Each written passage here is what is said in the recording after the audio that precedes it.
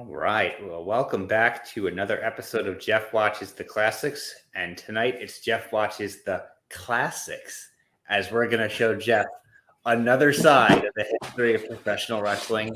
Buckle up, get some drinks, get some other substances. It's the Chamber of Horrors match, baby. I saw Wallace Shawn die. Wallace Shawn is dead.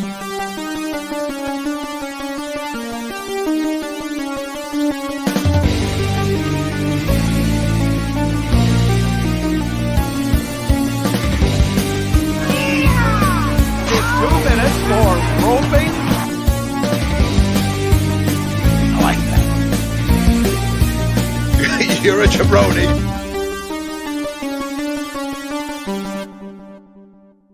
Go ahead. Welcome back, everyone. This is the second ever episode of Geoff Watches the Classics. For those who are new to this channel, which I don't know how you found us otherwise, I'm Mike Deacon. I'm going to be hosting tonight with, as always, Jeff Alterman. And tonight is going to be a very unique episode of Geoff Watches the Classics. Jeff, just to get some background, you've never seen a single WCW match, correct? I am guessing not. Okay. So I'm going to give you just a real brief history of WCW and about this particular match, and we'll jump into it in a few minutes. If you weren't familiar, WCW was the alternative to WWF in the 80s, 90s into 2001.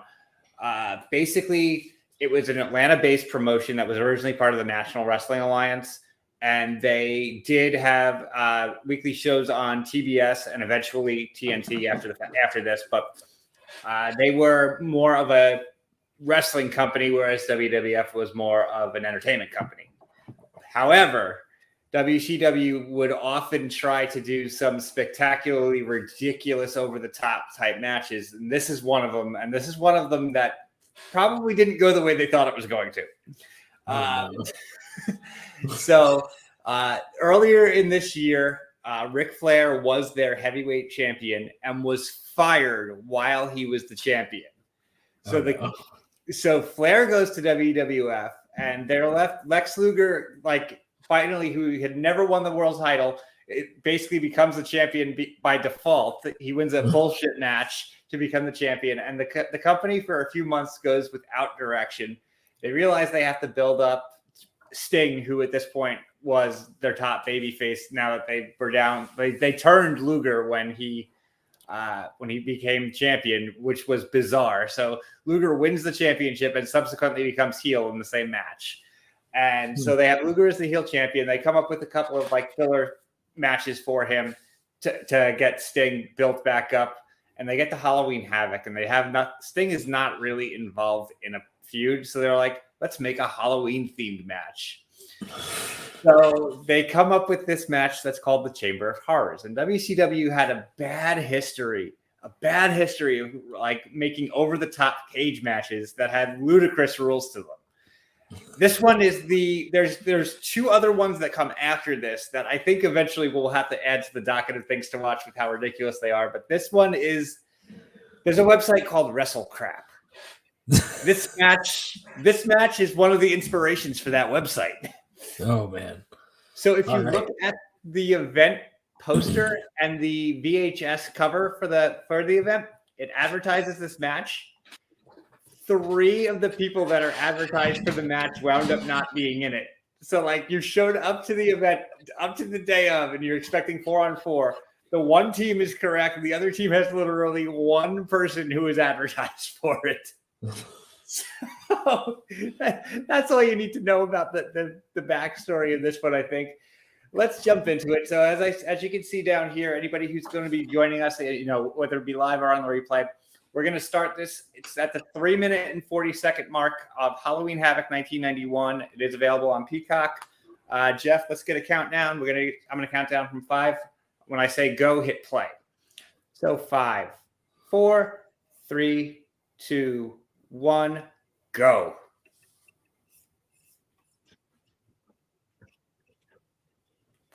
And of course, mine's a little laggy. All right. So I'm gonna go a little quiet for a second because I know they're gonna introduce the competitors. And you need to see this. Okay. I Bear wanna hear with you. the R backwards.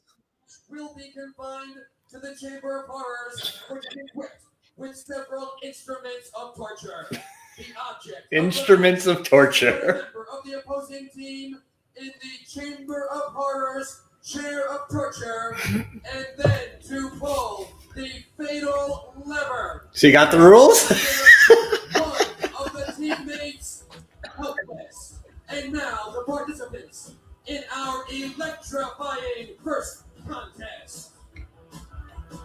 All right. So look at the structure of that cage. How silly it looks. Ladies and gentlemen, from team number 1, Argentina, 7 feet 7 inches, weighing 454 pounds, the largest athlete in the world, El Gigante. El Gigante would go on to WWF and become Giant Gonzalez and have some of the worst matches in the history of the company. Number 2, parts unknown, weighing 399 pounds, Big Van Vader. So Big Van Vader was not advertised for this match. He was just thrown into it. At this point was doing nothing. Within 8 months would be their heavyweight champion. I like his helmet thing. Yeah. Team number 2. That's just the name. Yep. So the Diamond Stud later was known as his real name, Scott Hall or Razor Ramon. This is him fairly early in his career. Yeah, I was going to say I recognized him. Yeah. That's the thing with this match. You're going to realize a lot of these people became big stars. Like, here you go. Here's Mick Foley. Oh. New Mexico, 287 pounds, Cactus Like, of everyone in this match, if I think 5 of them became world champion. Wrestling fans, Yes. team number 1 in the Chamber of Horrors from Detroit, Michigan. So I know you have to have seen the meme of the math, the interview where they're doing the ridiculous. Yeah, the one where the man is like, he's in like chainmail saying like crazy math. That's so the one with the long hair. That's Scott Steiner. That's him early in his career. That's Because Big that Papa. math thing is amazing. Yes.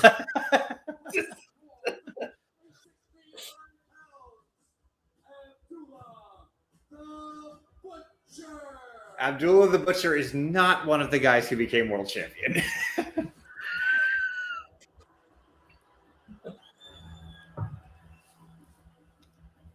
He looked surprised to be there. Yeah, so Abdullah the Butcher, Cactus Jack, and Big Van Vader were not advertised for this match.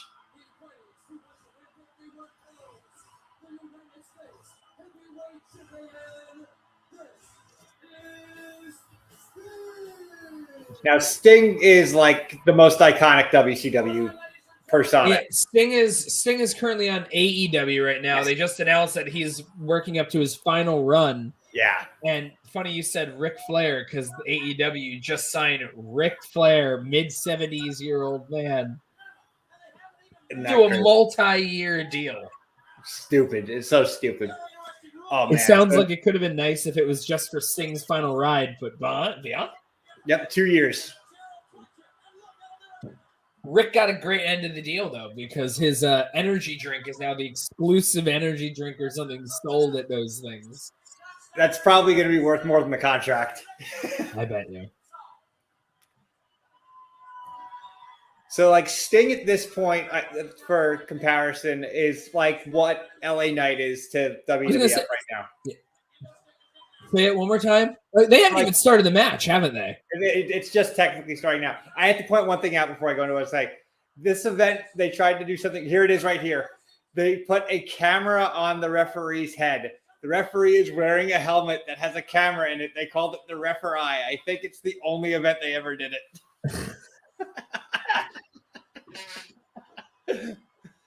It's so bad it's good. There's somebody just randomly coming out of a coffin.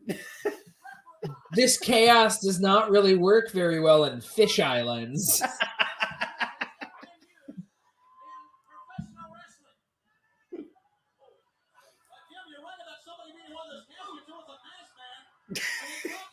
Just a random dude comes out to attack them for no reason. Wait, the guy with the mask was not one of the ones in.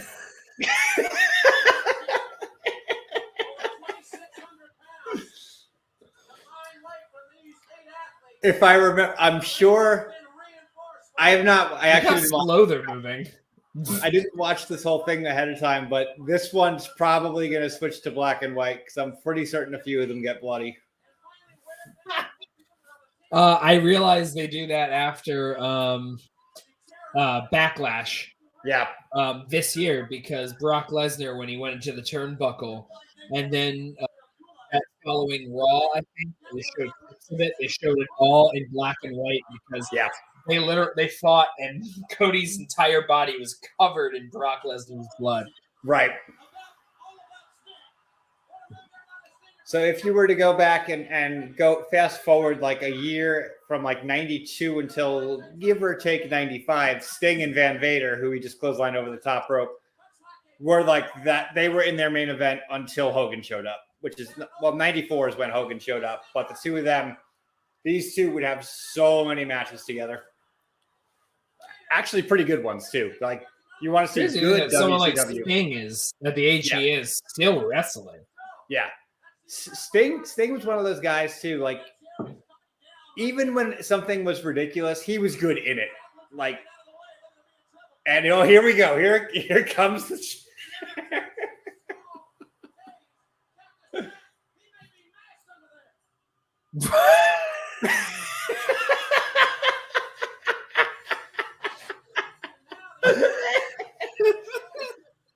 He may be mashed under there, and then there's just like several beats of no one doing anything. They're all just looking at this electric chair that got lowered into the ring. Could you imagine if one of them actually got stuck under it? That wouldn't have ended well. Oh. You also hear they're playing through the arena. Like, if you're live in that arena, they're playing like Halloween music.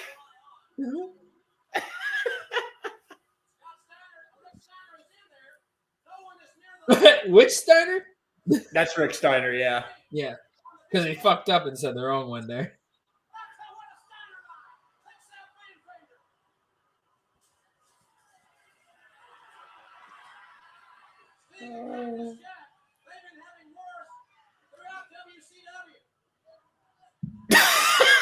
He just dropped the cup into Is that when he threw it? It went and took so long that the guy could have like moved and he didn't. Oh, here come the ghouls with the stretcher.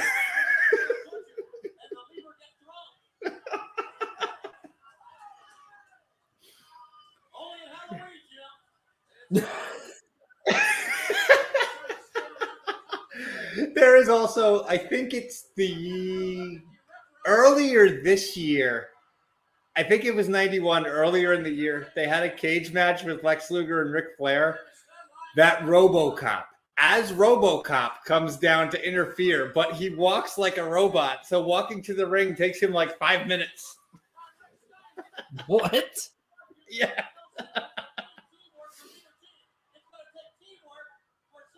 Look at him helping him climb his way down or up there in the background. Like, oh, Cactus Jack is bleeding, so let's see if it does. Oh my god!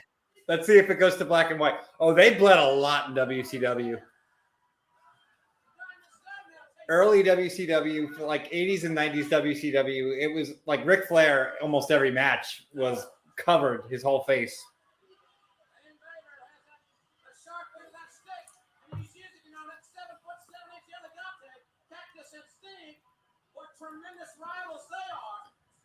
And Cactus Jack at this point is like, I guess like he's not like the low part of the card, but he's, you know, you would never have imagined watching Cactus Jack at this point that 10 years later would be in the main event of WrestleMania. And they handcuffed. There's that random guy. He's just laying there handcuffed. Handcuffed. And he's not even in the match. Why is he there? So there's a common. There's so much blood coming down. There's a common phrase in the internet for things with WCW that don't make sense. It's just because WCW. So if there's something you see that just does not make sense, because WCW. The big guy's hanging there, and then he just like very slowly put a thing around his neck to choke him, and he was like, "Oh, let me help you get it around the throat." The referee.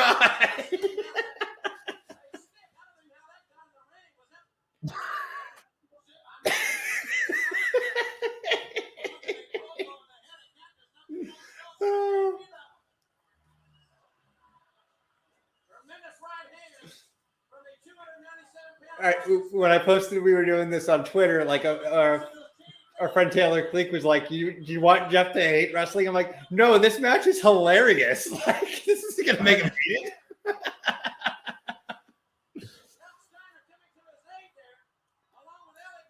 I just want to see what the point of the chair is. Oh, you will. They don't bring out a device like that without ever actually using it at some point. Well, this is the part of the match that makes so little sense. You had to get your opponent in the chair, and somebody had to go get the switch, which is on the side of the cage. So you had to have two people doing like multitasking in order to win the match.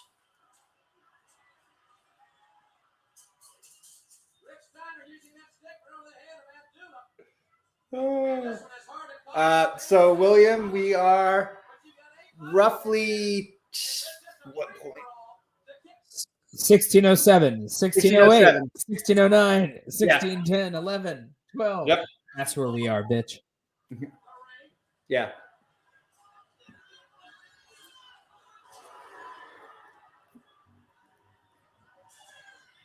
So El Gigante was like this Argentine basketball player that the WCW found, and they were like, without ever having trained him, signed him and just threw him in there.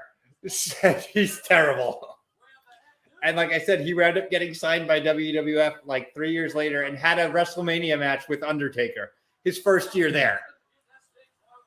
And if I will send you What is this guy doing? The big guy, whatever his name, him. He has someone in front of him. I thought he was just laying there against the wall for a bit. No, he's using a stick to choke him.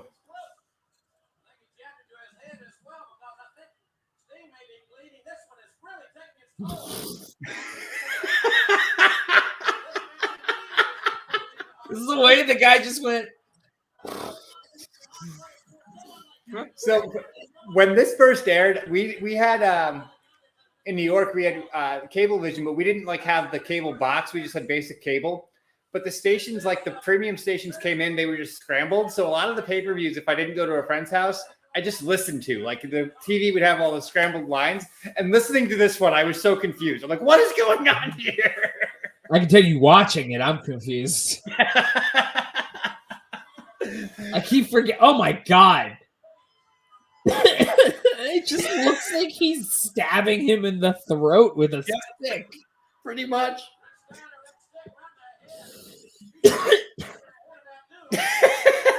There's no context to anything going on right now.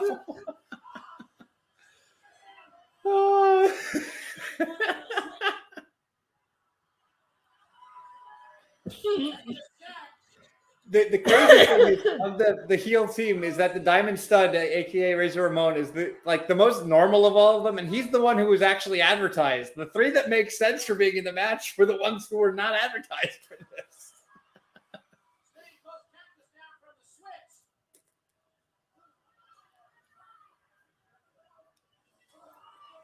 Oh. Can you imagine being at this event live? What the fuck?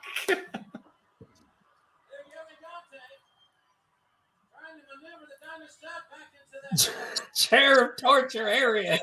There it is.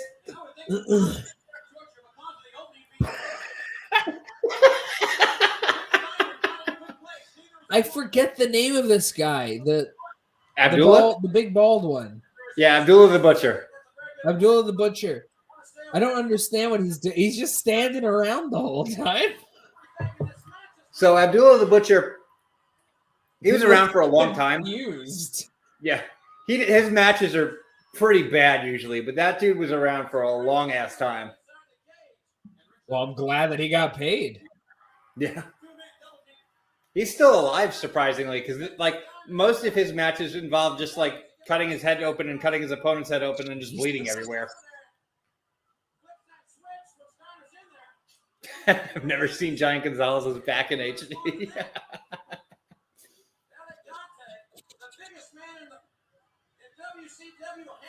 Got some marks on it. So the WWF El put him in a Gigante just walks away. Yep, just walks away. He just gave up. I'm He done. was right there. Wait, he's just.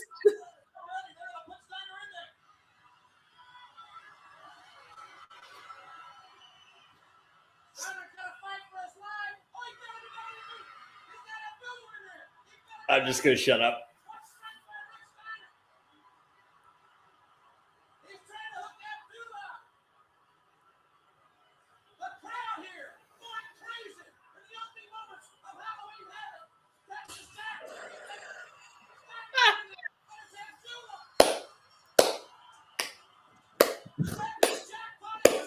Imagine being in the middle of all of those podcasts.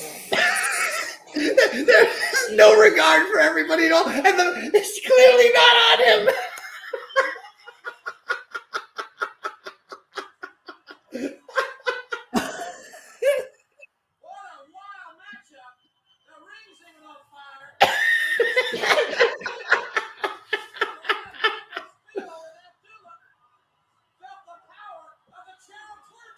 The chair of torture.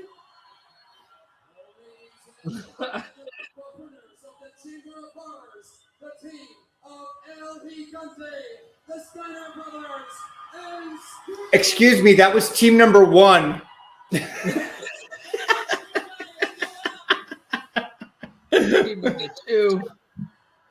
I have been around the sport probably more years than I like to comment on, but I have never, ever witnessed a cage match with the ferocity of that one. You had 8 men in there. The objective was not to pin anyone, not even to make someone submit, to throw them over the top rope. And I don't know the condition of Abdullah the Butcher. Anybody rushing to get the crap from out resuscitation. It was the plan backfired because Cactus Jack thought that Rick Steiner was in the chair, Tony, but when he turned back around, Rick Steiner just belly to belly. Look at the crew just picking up the caskets and stuff like, all right, we got to get on with this. And unhooking now from the chair. What a wild event this was.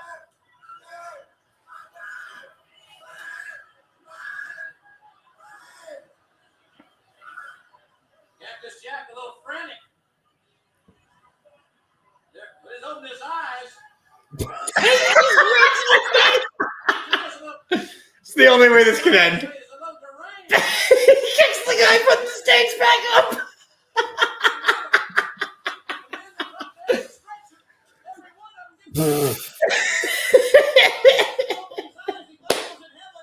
I fell. Look at the one ref who has to get up there because he's got the helmet on. Right? Yeah, he's got the helmet on.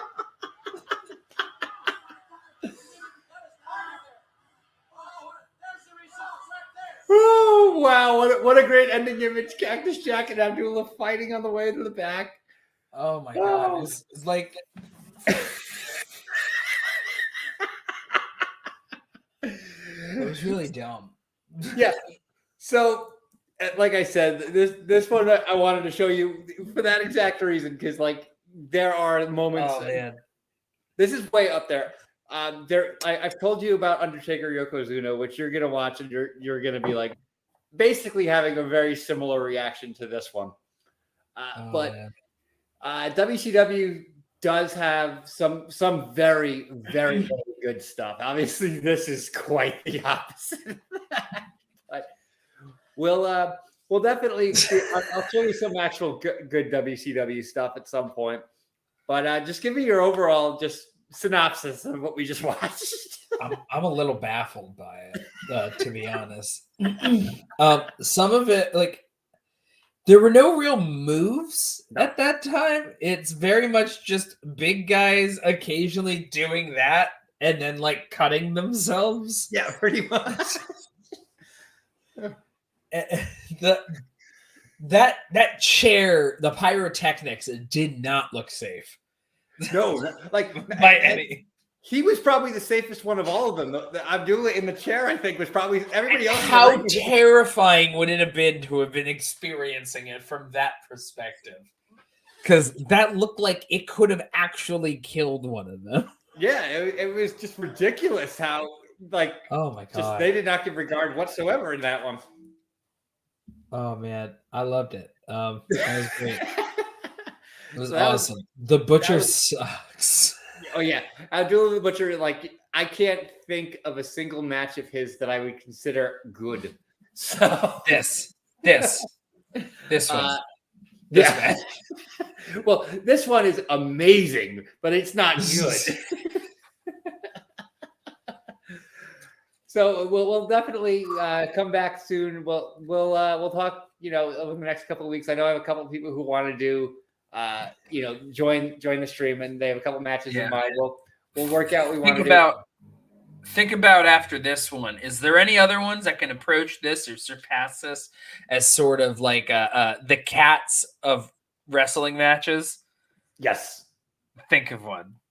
I mean, Undertaker versus Yokozuna is in that conversation. There is another WCW match. I don't remember the name of it, but I'll describe it. It's Hulk Hogan and the Macho Man in a multi-layered cage match where they basically advance through stages. So they go through the first stage, they get through the first two, they move up to the next level of the cage. And this is awesome. So bad. There also is a WCW match. It's from an event called Uncensored, and it's Dustin Rhodes versus the Blacktop Bully, and it's on the back of a flatbed truck. The two of them are fighting on a moving truck for about 10-15 minutes. And if you want like hilariously bad, we're in business. Mm-hmm. WWF doesn't have anything, I mean, aside from Undertaker versus Yokozuna, that I can say is like that ludicrous, like as ludicrous as these were. There is some stuff in there like that you can watch with no context that you'll have a lot of fun with. But I'm not getting context on any of these things. Let's go. Yeah, exactly. So we'll see if we have a guest next time. We'll let them pick. But if we decide to do one, maybe we'll do that multi-level cage match because that will be. I mean, I'm excited for this Undertaker Yokozuna one, especially because you immediately said that's in the conversation for Cats. You brought it up a lot, and you brought it up a lot. Believe PLD wants to watch that with us, so we'll have to work around his schedule for that. That works with his schedule, yeah. Yeah, when I mentioned the show to him, that was one of the two things he immediately brought up. Like he brought up one really, really good match, and then I mentioned that, and his eyes bugged out of his head. He's like, "Oh, I have to watch that one, Geoff." So, all right, well that's gonna put a wrap on it for tonight, and whenever we decide to do this again, it'll come back. There's no rhyme or reason to when we're doing this. It's pretty much like, hey, Geoff, are you free tonight? You want to do it? That's how we do this year. So, all right. Yeah, we're probably not going to be at least for a few more weeks. Yeah, we'll try to get one more in by the end of the year. Yeah. I think that sounds reasonable. But until then, squeeze it easy. I saw Wallace Shawn die. Wallace Shawn is dead.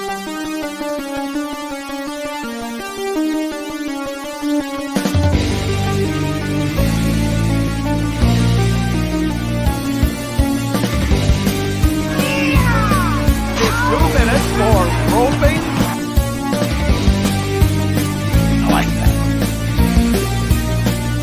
You're a jabroni.